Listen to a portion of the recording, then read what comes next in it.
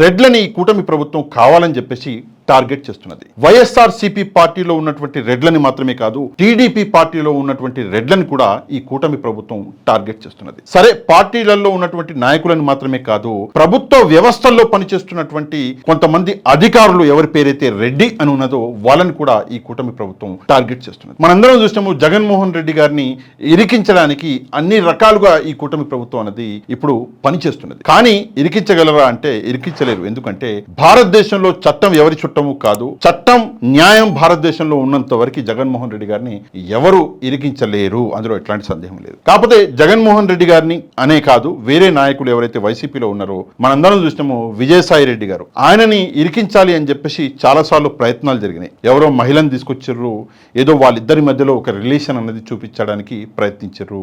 ఒక బాబు అని చెప్పేసి గలీజ్ అంటే ఆ లెవెల్కి దిగజారింది కూటమి ప్రభుత్వం.